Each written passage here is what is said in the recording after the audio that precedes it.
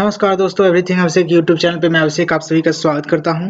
आज हम आप सभी के लिए 8वें चैप्टर एनसीईआरटी का आपका 8वें चैप्टर जो कि क्लास है आपका 8 क्लास का जो एनसीईआरटी साइंस है उसका 8वें चैप्टर का सारांश इस वीडियो के अंतर्गत आपको पढ़ाने की या फिर पढ़ने की कोशिश करूंगा मैं। तो आप देखेंगे इसमें 8वें चैप्टर में क्या है, इसके बारे में हम विस्तृत जानकारी जानेंगे, जो कि आए दिन सभी कॉम्पिटिटिव एग्जामिनेशन के लिए एनसीईआरटी का पढ़ना बेहद ही महत्वपूर्ण माना जाता है और कहा जाता है। ध्यान रखेंगे इस बात को और इसी सभी जानकारी को सम्मिलित करते हुए आपको बताना चाहूंगा, अगर आप हमारे इस चैनल पर नए हैं अभी तक तो प्लीज सब्सक्राइब का बटन प्रेस करके लाइक कर दीजिए वीडियो को और शेयर कर लीजिए दोस्तों के साथ। आइए शुरू करते हैं वीडियो।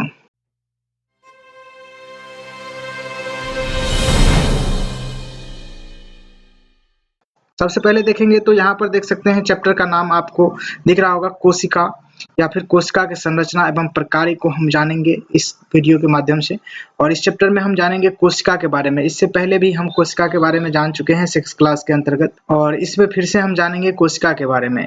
तो आइए सबसे पहले देखेंगे तो आपको स्क्रीन पे दिख रहे होंगे यहाँ पर प्रमुख शब्द। इसी प्रमुख शब्द को संदर्भ में रखते हुए हम आगे बढ़ेंगे और इसी सब संदर्भित करके हम जानकारी देखेंगे अच्छे तरीके से। देख सकते हैं कोशिका है पहला शब्द है, और उसके बाद कोशिका झिल्ली क्या होता है, कोशिका भित्ति, हरित लवक, इसमें से बहुत सारे शब्द हैं जिसकी जानकारी आपको निश्चित रूप से होगा ही। ऐसे शब्दों के बारे में विस्तृत जानकारी हम देखने वाले हैं इस चैप्टर के अंतर्गत। अगला है गुणसूत्र, कोशिका द्रव्य, यूकैरियोट, देख सकते हैं यूकैरियोट। उसके बाद जीन, बहुकोशिकीय, केंद्रक झिल्ली, केंद्रिका, न्यूक्लियस, केंद्रक। उसके बाद देख सकते हैं अंग, कोशिकांग, प्लाज्मा झिल्ली, पैलिस्टिड, प्रोकैरियोटिक, प्रोकैरियोट, पदार्थ, उत्तक, एक कोशिकीय, एक कोशिक, रिक्तिका। इसी रिक्तिका से संबंधित क्वेश्चन पूछा गया था बीपीएससी टीआरई 2 में। ध्यान रखेंगे श्वेत रक्त कोशिका, WBC। इसी सभी चीज के बारे में हम इस चैप्टर के अंतर्गत जानकारी देखने वाले हैं इस सब शब्द के बारे में। यहाँ देखेंगे कि क्या आप जानते हैं, एक क्वेश्चन के रूप में यहाँ पर पूछा जा रहा है कि क्या आप जानते हैं कि हमारी त्वचा के बाहर अस्तर में पाई जाने वाली कोशिकाएं मृत होती है। यानी कि जो हमारा त्वचा है उसके बाह्य स्तर में जो कोशिका पाई जाती है वह क्या कोशिका होती है, तो मृत कोशिका होती है। एक सामान्य वयस्क में लगभग 2 केजी, एक सामान्य वयस्क में लगभग 2 केजी मृत त्वचा होती है। यानी मृत त्वचा आप समझते हैं निर्जीव त्वचा हो जाती है एक प्रकार का। प्रतिदिन त्वचा के लाखों मृत कोशिकाओं का क्षय होता रहता है। हर बार जब अपनी उंगलियों को मेज पर धूल को साफ करते हैं तो पुरानी त्वचा का बहुत भाग क्षय हो जाता है। यानी ध्यान रखेंगे आप, हम लोग जो क्या करते हैं, कुर्सी पर बैठते समय उस पर धूल लगी रहती तो हाथ से कोई चीज को साफ कर लेते हैं, किसी भी चीज को हाथ से साफ कर लेते हैं, तो वह जो त्वचा घिसाता है तो उसमें आप देखेंगे तो वह मृत त्वचा होती है। उस त्वचा को मतलब रगड़ने में आपको कोई दिक्कत नहीं महसूस नहीं होगी, लेकिन आप हाथ को इधर उल्टे साइड करके जब रगड़िएगा तो आपको निश्चित रूप से दिक्कत होने वाली है। यह मृत त्वचा होती है और मृत त्वचा मानव शरीर में 2 केजी होती है। और यह त्वचा के बाह्य स्तर में जो कोशिका पाई जाती है वो क्या होती है, तो मृत कोशिका होती है। ध्यान रखेंगे इस सभी बात को। आगे बढ़ेंगे, स्क्रीन पे देख सकते हैं आपका नेक्स्ट जो है कि जो कंसेप्ट है वो देख सकते हैं आप। थोड़ा सा मैं इंक यहाँ से चेंज कर लूँ ताकि आपको अच्छे तरीके से दिखे कि मैं कहाँ हाईलाइट कर रहा हूँ। यहाँ देख सकते हैं कि अंगों की संरचनात्मक मूलभूत इकाई के विषय में आप पढ़े होंगे। यानी कि अंगों के जो मूलभूत इकाई होती है, संरचनात्मक मूलभूत इकाई होती है, वो क्या होती है, तो कोशिका होती है। आप कह सकते हैं कि हमारे शरीर के जो मूलभूत संरचनात्मक इकाई है तो वह क्या है, तो कोशिका है, सेल है। ध्यान रखेंगे रॉबर्ट हुक के द्वारा 1665 ईस्वी में कॉर्क के स्लाइस का समांतर आवर्धक लेंस की सहायता से अध्ययन किया गया और कॉर्क पेड़ की छाल का एक भाग से यह जो है कि खोजा गया कोशिका। ध्यान रखेंगे रॉबर्ट हुक के द्वारा कोशिका की खोज किया गया 1665 ईस्वी में। इन्होंने कॉर्क की, यानी कॉर्क एक प्रकार का पेड़ है, पौधा है, उसके जो है कि कॉर्क के एक स्लाइस यानी एक टुकड़ा को समांतर पे आवर्धक लेंस या आवर्धक यंत्र से देखा गया, जिसके माध्यम से उन्हें पता चला कि इसमें एक कोशिका है। ठीक है, तो यही बात यहाँ पर बताया गया है। उसके बाद देखेंगे नेक्स्ट है कि कोशिका की संरचना का विस्तृत अध्ययन करने के लिए अभिरंजक का उपयोग किया जाता है। कोशिका के विस्तृत अध्ययन करने के लिए अभिरंजक का उपयोग किया जाता है। अगला फैक्ट चलेंगे, मनुष्य के शरीर में कई खराब कोशिकाएं पाई जाती है जो आकृति एवं साइज में भिन्न भिन्न होती है। यानी कि मनुष्य के शरीर में कई खराब कोशिकाएं पाई जाती है और उसका जो आकृति और साइज क्या होता है तो अलग अलग होता है। कोशिका यहाँ से देख सकते हैं, नेक्स्ट है कि वह जीव जिनका शरीर एक से अधिक कोशिकाओं का बना होता है वह बहुकोशिकीय जीव कहलाते हैं। एक से अधिक कोशिका जिनसे बने हैं जिनका शरीर, वह बहुकोशिकीय जीव कहलाएंगे, मल्टी सेलुलर जीव कहलाएंगे, मल्टी सेलुलर जो है कि जीव कहलाएंगे। ध्यान रखेंगे, अनेक यानी कि मल्टी मतलब अनेक और सेलुलर मतलब कोशिका। ध्यान रखेंगे, इस बात को यहाँ पर डिफाइन करके बताया गया। उसके बाद नेक्स्ट है आपके स्क्रीन पे कि आपको जानकर आश्चर्य होगा कि अरबों कोशिकाओं वाले जीवों को जीवन का प्रारंभ एक कोशिकीय जीव से ही हुआ है। ध्यान रखेंगे, जो अरबों कोशिकाओं का जो जीव बना है उसका जो मतलब जो है कि जीवन है, जीवन मतलब जो है कि प्रकार का जीवन का मतलब उसका जो है शुरुआती जीवन जो होगा प्रारंभ हुआ होगा वह एक कोशिका से ही शुरू हुआ होगा।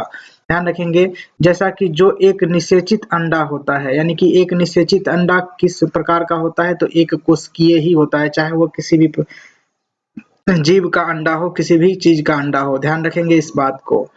उसके बाद देख सकते हैं नेक्स्ट टॉपिक की तरफ चलेंगे तो एक कोशिका वाले जीवों को एक कोशिकीय जीव कहते हैं और बहुकोशिका वाले जीव को बहुकोशिकीय जीव कहते हैं। ये बात आप जानती होंगे, जैसे कि हम जानते हैं अमीबा क्या है तो एक प्रकार का एक कोशिकीय जीव है और पैरामीशियम भी है एक कोशिकीय जीव। ध्यान रखेंगे इस बात को। आगे बढ़ेंगे, जानकारी आपके सामने आएगा कि एक कोशिकीय जीव जैसे कि अमीबा भोजन का अंतर्ग्रहण करता है तथा पचाता है और श्वसन करता है, उत्सर्जन करता है, वृद्धि करता है एवं प्रजनन भी करता है। ध्यान रखेंगे, जो एक कोशिकीय जीव होते हैं उनमें भी सारी क्रियाएं होती है जितने सजीव में होते हैं आमतौर पे। जानेंगे कि इसमें श्वसन, उत्सर्जन, वृद्धि, प्रजनन सारे के सारे चीज होता है, भोजन का ग्रहण करता है, भोजन पचाता है, सब कुछ करता है।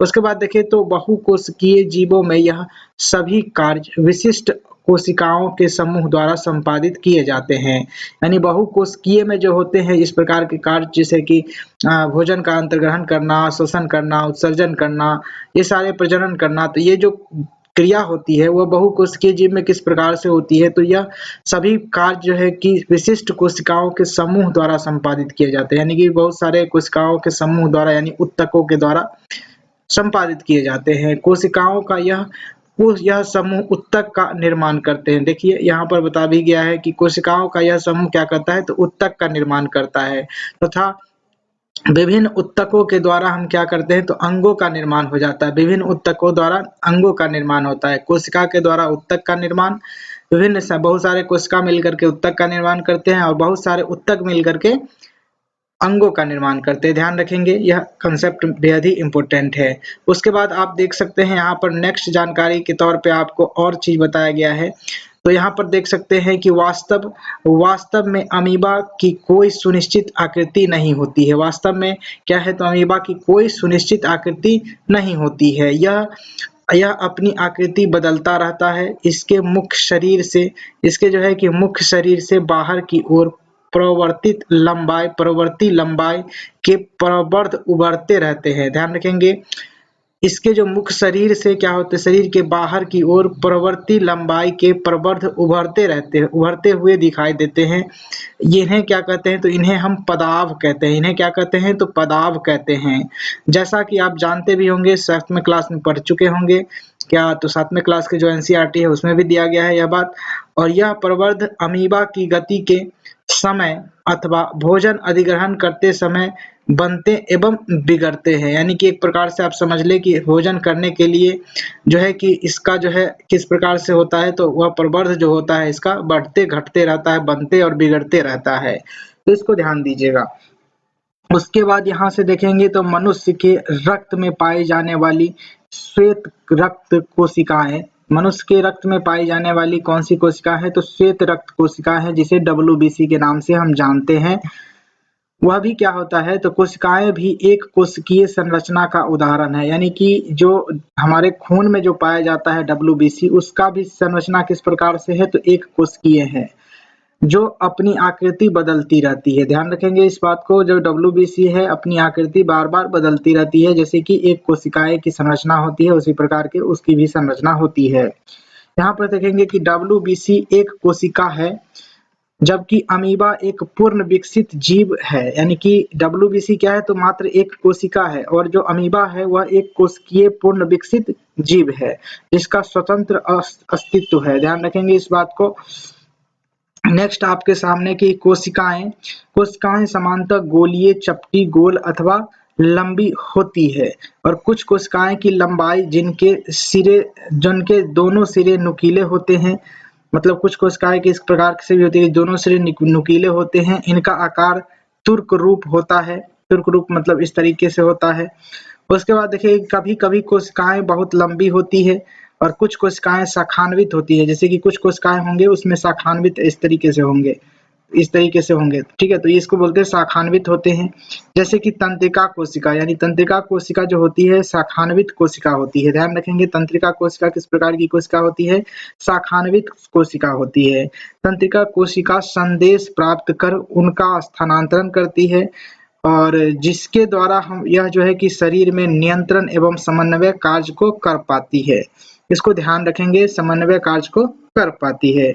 अगला फैक्ट की तरफ चलते हैं, तो ये आपके स्क्रीन पे देख सकते हैं, ये जो है तंत्रिका कोशिका है, और ये आपको देख सकते हैं तुर्क रूपी जो पेशी है, कोशिका है, तो वो आपको दिखाया गया है। यह गोलाकार रक्त कोशिकाएं जो दिखाया गया है गोलाकार होते हैं, और लंबी शाखान्वित तंत्रिका कोशिका इस प्रकार से होते हैं। तंत्रिका कोशिका, तो इसको ध्यान दीजिएगा फिगर के अनुसार।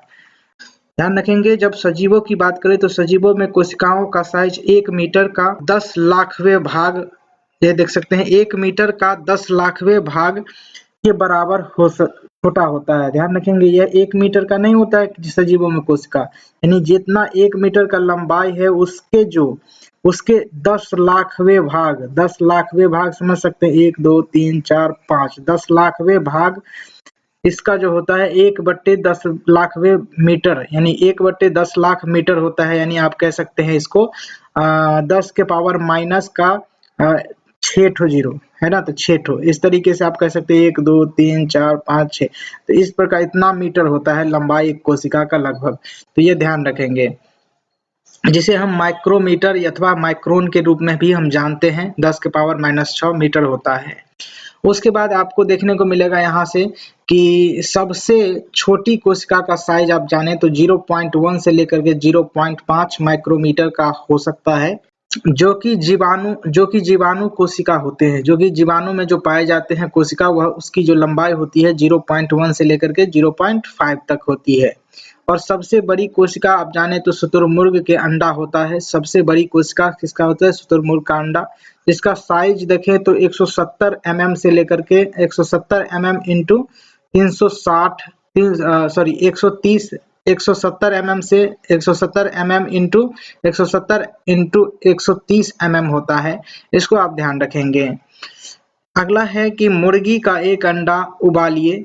इस एक प्रकार से यह जो है कि कंसेप्ट दिया गया है कि मुर्गी का एक अंडा को उबालिए, उसका छिलका अलग करिए। क्या आप देख सकते हैं कि यह सफेद पदार्थ केंद्र में के जो पीले भाग से घिरा हुआ है, यह सफेद भाग को क्या बोलते हैं, तो एल्ब्यूमिन बोलते हैं।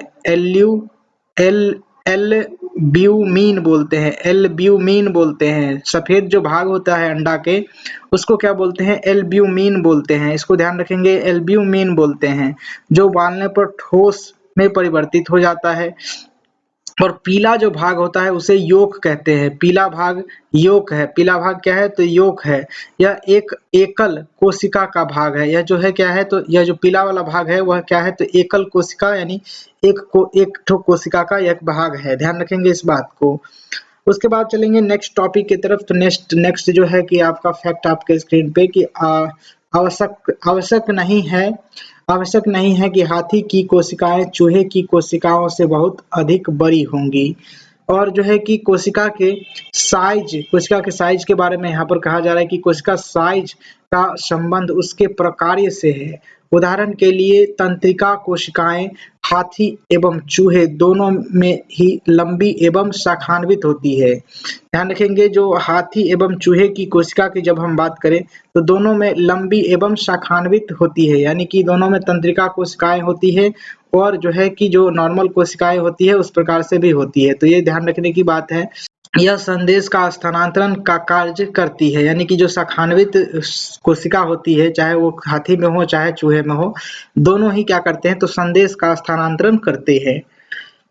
अगला है आपके स्क्रीन पे कि प्रत्येक अंग पुनः छोटे भागों से बना होता है जिसे उत्तक कहते हैं। प्रत्येक अंग क्या है तो पुनः छोटे भागों से, प्रत्येक अंग पुनः छोटे भागों से बना होता है जिसे उत्तक कहते हैं। उत्तक एक समान कोशिकाओं का वह समूह है जो एक विशिष्ट प्रकार्य करता है, यानी कि किसी एक विशिष्ट प्रकार्य के लिए, किसी एक विशिष्ट कार्य के लिए एक उत्तक का निर्माण होता है। बहुत सारे कोशिका मिलकर के एक उत्तक का निर्माण करता है और जो बहुत सारे उत्तक होते हैं जो कि किसी एक काम के लिए प्रतिपादित किए जाते हैं, किसी एक काम के लिए उत्तरदायी होते हैं, वो सभी जो है कि एक काम के लिए उत्तरदायी होंगे तो निश्चित रूप से एक अंग का निर्माण करेंगे। उसके बाद देख सकते हैं कोशिका के मूल घटक क्या होते हैं तो कोशिका झिल्ली, कोशिका द्रव्य एवं केंद्रक होते हैं। 3 ठो होते हैं कोशिका के मूल घटक, कोशिका झिल्ली, कोशिका द्रव्य और केंद्रक होते हैं। अगला है कोशिका झिल्ली, जिसे प्लाज्मा देख सकते हैं, प्लाज्मा झिल्ली भी कहते हैं। कोशिका झिल्ली को हम प्लाज्मा झिल्ली भी कहते हैं। कोशिका झिल्ली को प्लाज्मा झिल्ली भी कहते हैं। संरग्न होती है या क्या होती है तो संरग्न होती है, इसमें छेदा होता है, छिद्र होता है थोड़ा थोड़ा, है ना, तो यह संरग्न होती है।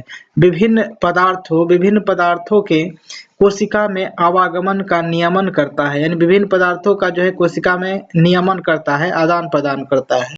यहाँ से देखेंगे नेक्स्ट फैक्ट की तरफ, तो प्याज की एक कोशिका की सीमा कोशिका झिल्ली द्वारा परिबद्ध होती है। प्याज की कोशिका की सीमा, जो प्याज की कोशिका की जो सीमा होती है कोशिका झिल्ली द्वारा परिबद्ध होती है, जो एक ओर से दृढ़ आवरण द्वारा आबद्ध होती है और जिसे कोशिका भित्ति कहते हैं। एक तरफ से जो क्या होता है तो दृढ़ आवरण द्वारा जो है कि उसकी सुरक्षा करते रहता है तो उसे क्या कहते हैं तो कोशिका भित्ति कहते हैं। कोशिका के केंद्रक में घनी एवं गोलाकार संरचना होती है। कोशिका के केंद्र में क्या होते हैं तो घनी एवं गोलाकार क्या होता है तो संरचना होती है, जिसे केंद्रक कहते हैं। क्या कहते हैं तो जिसे केंद्रक कहते हैं। केंद्रक एक कोशिका झिल्ली के मध्य एक जेली के समान पदार्थ होता है जिसे कोशिका द्रव कहते हैं। केंद्रक एवं कोशिका झिल्ली के मध्य में क्या होता है तो एक जेली के समान मतलब तरलीय पदार्थ होता है, उसे क्या कहते हैं तो कोशिका द्रव कहते हैं। इस प्रकार से आप देख सकते हैं यह केंद्रक हो गया और इसके जो ये है ये वाला जो भाग है इधर तो ये कोशिका द्रव कहलाता है और ये साइड का जो लाइन जैसे दीवार जैसे दिख रहा है यह कोशिका भित्ति होता है। तो यह प्याज की झिल्ली की कोशिकाएं के बारे में यहाँ पर उसको दिखाया गया है माइक्रोस्कोप फिगर को। उसके बाद देख सकते हैं यह पीडीएफ प्राप्त करने का जो है कि साधन है, यहाँ से आप इस नंबर पे व्हाट्सएप कर सकते हैं इस क्यूआर कोड के माध्यम से पेमेंट करके। और ये जो आपका रहा पेमेंट है इसका जो है अलग अलग क्लास का अलग अलग पेमेंट है। A4 साइज में पीडीएफ मिलता है जो कि प्रिंटेबल फॉर्मेट में रहता है, तो निश्चित ही रूप से आप सभी के लिए बेहद ही फायदेमंद होगा यह। आगे बढ़ेंगे इन्हीं जानकारी को सम्मिलित करते हुए, तो देख सकते हैं आपके स्क्रीन पे नेक्स्ट जो है फैक्ट के तौर पे, तो यह कहता है कि कोशिका झिल्ली कोशिका को आकार प्रदान करती है। पौधे में कोशिका झिल्ली के अतिरिक्त एक बाहरी मोटी परत होती है, यानी पौधे में क्या होता है तो कोशिका झिल्ली के अतिरिक्त क्या होता है एक बाहरी मोटी परत होती है जिसे कोशिका भित्ति कहते हैं, जिसे क्या कहते हैं तो कोशिका भित्ति कहते हैं। ध्यान रखेंगे कोशिका झिल्ली के आकार प्रदान करती है कौन तो कोशिका झिल्ली कोशिका का आकार प्रदान करती है। कोशिका में पौधे में जो है कि कोशिका झिल्ली के अतिरिक्त एक बाहरी मोटी परत होती है जिसे कोशिका भित्ति के रूप में हम जानते हैं। नेक्स्ट है आपके स्क्रीन पे कि कोशिकाओं का प्रेक्षण जो है कि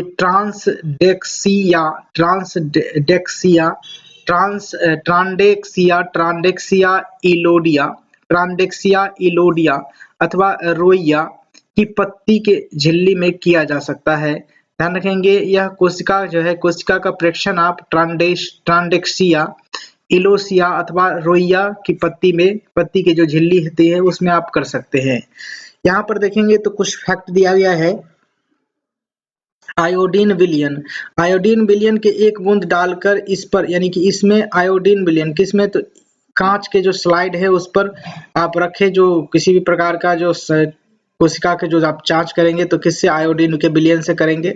और उसके जो है आयोडीन के विलयन को रखेंगे उस काट पे, यानी कि जैसे जिस तरीके से हम पौधे का एक स्लाइस लिए और इस स्लाइस को कांच के जो स्लाइड है उस पर रख करके इसमें हम आयोडीन विलयन के कुछ बूंद डालेंगे और आयोडीन विलयन के स्थान पर आप मिथाइल ब्लू भी डाल सकते हैं।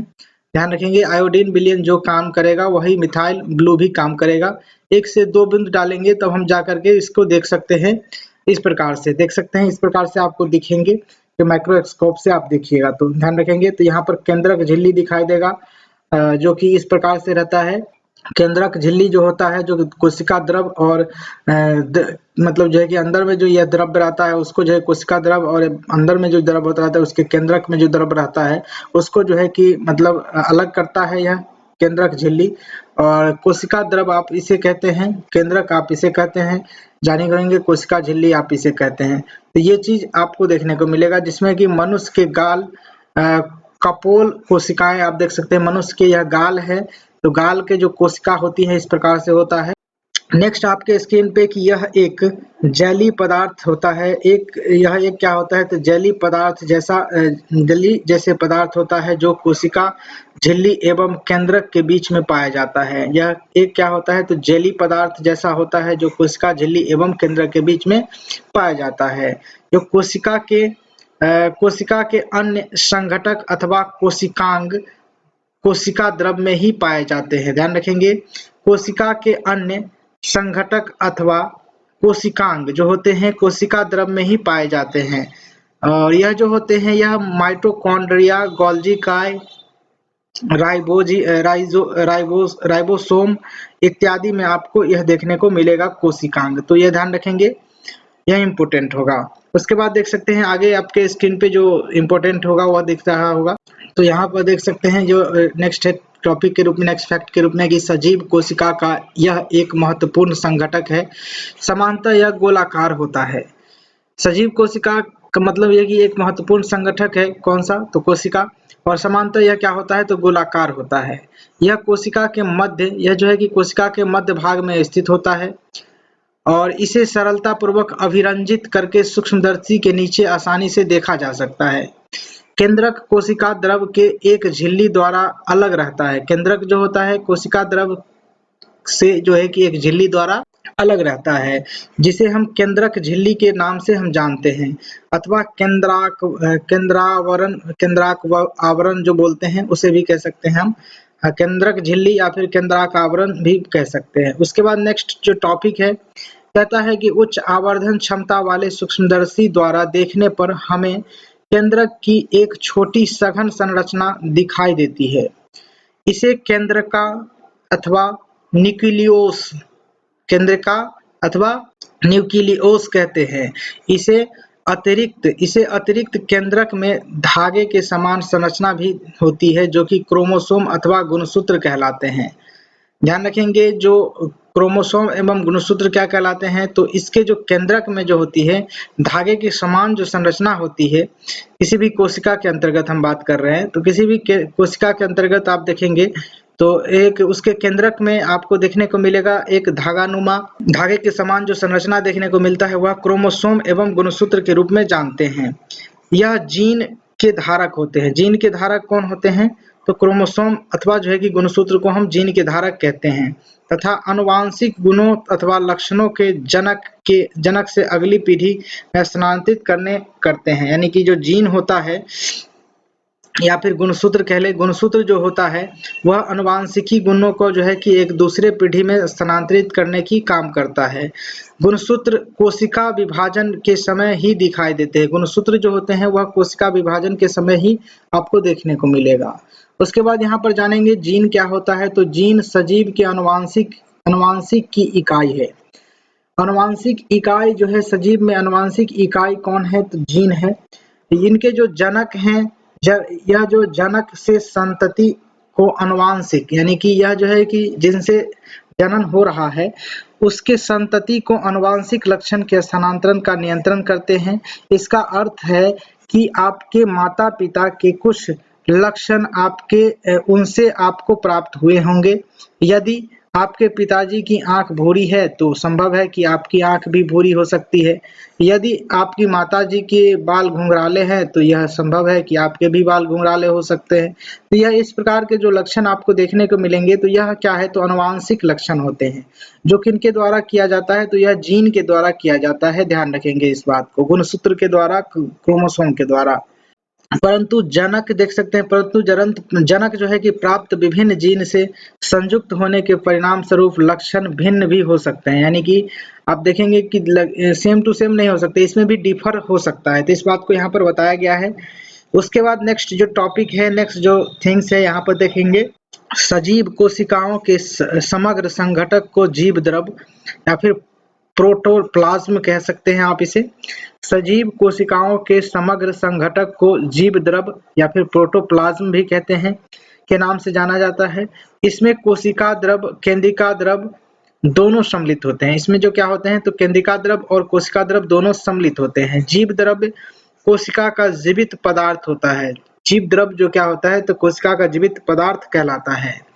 उसके बाद आप देखेंगे यहाँ से नेक्स्ट टॉपिक, जो कि जीवाणु कोशिका का केंद्रक बहुकोशिकीय जीव के केंद्रक के समान सुसंगठित नहीं होता है। यानी कि जीवाणु की जो कोशिका होती है, जीवाणु में जो कोशिका पाए जाते हैं, उनका जो केंद्रक होता है वह बहुकोशिकीय जो जीव होते हैं उनके केंद्रक के समान सुसंगठित नहीं होता है। इसमें केंद्रक झिल्ली अनुपस्थित होते हैं। इसमें जो क्या होता है, तो केंद्रक झिल्ली उपस्थित नहीं होते हैं।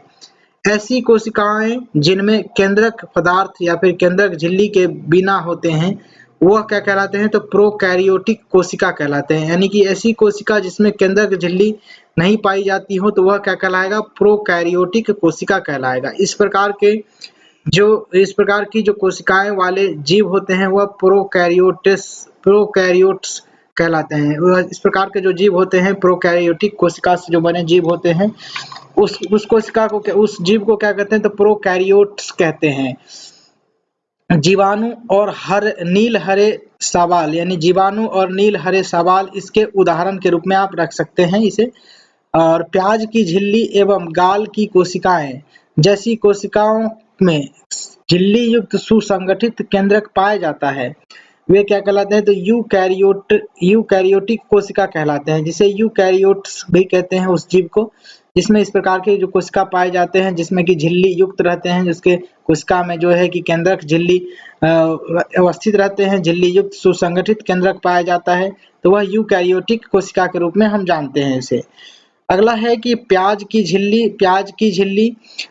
झिल्ली की कोशिकाओं का प्रेक्षण करते समय क्या आप कोशिका द्रव के बीच खाली अथवा दिखने वाली संरचना का ध्यान से देखा?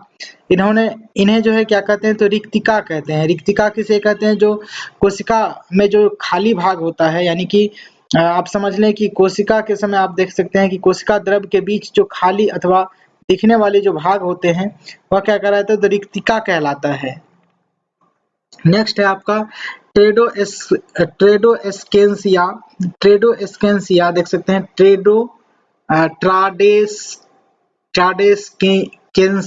ट्राडेस्केसिया या फिर ट्रांडेस्केसिया पढ़ सकते हैं आप। पत्ती को कोशिकाओं में आपने अनेक प्रकार छोटी रंगीन संरचनाएं देखी होगी। यानी कि ये जो पौधे हैं ट्रांसकेडिया, तो इसमें आप देखने को मिलेगा कोशिका के जो है कि अपने अनेक छोटी रंगीन संरचना दिखाई देंगी। वे पत्तियां की कोशिकाओं के कोशिका द्रव में छितरी होती है। यानी कि जो वे पत्तियां जो होती है पौधे के, उसके जो कोशिकाओं की कोशिका द्रव होते हैं उसमें क्या होता है, तो छितरी रहती है, फैली रहती है। इन्हें प्लास्टिड कहते हैं। इन्हें क्या कहते हैं, तो प्लास्टिड कहते हैं। क्या कहते हैं, तो प्लास्टिड कहते हैं। क्या कहते हैं, प्लास्टिड। तो प्लास्टिड किस पौधे में पाया जाता है, किस पौधे के कोशिका में पाया जाता है, तो ट्रांसकेडिया जो है पौधे उसमें पाया जाता है। यह विभिन्न रंगों के होते हैं, या क्या कहते हैं, तो विभिन्न रंगों के होते हैं। उनमें से कुछ में हरा रंजक उपस्थित होता है जिसे क्लोरोफिल हम कहते हैं। उनमें से किसी में जो है कि बहुत सारे में क्या होता है, तो हरा रंग उपस्थित रहता है, हरा रंजक उपस्थित रहता है, तो उसे हम क्या कहते हैं, क्लोरोफिल कहते हैं। अगला है कि हरे रंग के पेलिस्टेट्स को क्लोरोप्लास्ट कहते हैं। हरे रंग का जो भी पेलिस्टेट्स होते हैं उसे क्या कहते हैं, तो क्लोरोप्लास्ट कहते हैं। हरे रंग के जो पेलिस्टेट्स होते हैं उसे क्या कहते हैं, तो क्लोरोप्लास्ट कहते हैं, अथवा हरित लवक भी आप जानते हैं इसे। और वे पत्तियां जो हरा रंग प्रदान करता है। और आपको याद होगा कि पत्तियों में क्या होता है, तो क्लोरोप्लास्ट की उपस्थिति क्लोरीन प्रकाश संश्लेषण के लिए आवश्यक होता है। यानी कि पत्तियों के क्लोरोप्लास्ट में जो है कि उपस्थिति क्या कहलाता है, क्लोरोफिल प्रकाश संश्लेषण के लिए आवश्यक हो जाते हैं। आगे बढ़ेंगे, आपके सामने दिख सकता है। उसके बाद देख सकते हैं कुछ कोशिका के बारे में फिगर यहाँ पर दिया गया है। तो यहाँ पर देखेंगे पादप कोशिका और जंतु कोशिका। पादप कोशिका यह है ए नंबर में, और बी नंबर में जंतु कोशिका को आप देख सकते हैं किस प्रकार से है, यहाँ पर नाम भी दिया गया है। उसके बाद देखेंगे तो जो यह सारांश होगा जो इस चैप्टर का होगा, जो कि सबके लास्ट में आप देख सकते हैं इसको। और यहाँ से देखें तो अधिकतर जीवों में छोटी संरचना दिखाई देती है जिन्हें अंग कहते हैं। अधिकतर जीवों में छोटी संरचना दिखाई देती है जिन्हें क्या कहते हैं, हम अंग कहते हैं। सभी अंगों और भी छोटे भाग बने हैं, यानी कि सभी अंग जो है कि और भी छोटे भागों से बने हैं, जिसे इसकी जो है कि किसी जीव की सूक्ष्मतम जीवित संरचना को कोशिका कहते हैं। यानी कि किसी जीव की जीवित रचना को कोशिका कहते हैं। निश्चित रूप से आप जानते होंगे इस बात को। अगला है कि सर्वप्रथम कॉर्क की कोशिकाओं की जो खोज है वह रॉबर्ट हुक के द्वारा 1665 ईस्वी में किया गया था। कोशिकाओं की विविध आकृतियों एवं साइज परिलक्षित होते हैं। उसके बाद देख सकते हैं विभिन्न कोशिकाओं में कोशिकाओं की संख्या भी विविध होती है। उसके बाद है कुछ कोशिकाएं बहुत बड़ी है और जिन्हें नग्न आंखों से देखा नहीं जा सकता है। उदाहरण के लिए आप देखेंगे तो मुर्गी का अंडा आप देख सकते हैं। उसके बाद देख सकते हैं कि कुछ जीव मात्र एक कोशिका के, अन्य जीव अनेक कोशिकाओं के बने होते हैं। यानी कुछ जीव जो है कि एक कोशिका के बने होते हैं और अन्य जो है जीव हैं, कई सारे अनेक जीव हैं जो कि बहुत सारे कोशिकाओं से बने होते हैं। देख सकते हैं एक कोशिकीय जीवों में एकल कोशिकीय ही वे सभी मूलभूत प्रकार करता है। यानी कि एक कोशिकीय जीवों में एकल कोशिका ही वे सभी मूलभूत प्रकार करती है। और जो बहुकोशिक जीवों में देख सकते हैं, बहुकोशिक जीवों में विशिष्ट कोशिकाओं के समूह द्वारा संपादित की जाती है। ध्यान रखेंगे, बहुकोशिकीय जो जीव होते हैं उसमें आपको देखने को मिलेगा जीवों के विशिष्ट कोशिकाओं के समूह में देखने को मिलेगा आपको कि द्वारा संपादित की जाती है। यानी कि किसके द्वारा संपादित की जाती है, तो एकल कोशिका के द्वारा ही सारे के सारे मूलभूत प्रकार को संपादित किए जाते हैं, जिस प्रकार से बहुकोशिकीय जीव में संपादित किए जाते हैं विशिष्ट कोशिकाओं के द्वारा। इसी बात को यहाँ पर कहा भी गया है। उसके बाद देख सकते हैं स्क्रीन पे कि अगला फैक्ट के तौर पे कि कोशिका के 3 भाग होते हैं। पहला आपका कोशिका झिल्ली, दूसरा है आपका कोशिका द्रव जिसमें छोटी छोटी संरचना पाई जाती है, तीसरा आपका केंद्रक। तो यह 3 भाग होते हैं कोशिका के। उसके बाद देख सकते हैं स्क्रीन पे कि नेक्स्ट है कि केंद्रक और कोशिका को केंद्रक झिल्ली अलग करती है। केंद्रक और कोशिका को जो है कि केंद्रक झिल्ली अलग करती है। अगला है कि कोशिका जिसमें सुसंगठित केंद्रक नहीं होता है, अर्थात केंद्रक झिल्ली उपस्थित होती है, वह प्रोकैरियोटिक कोशिका कहलाती है।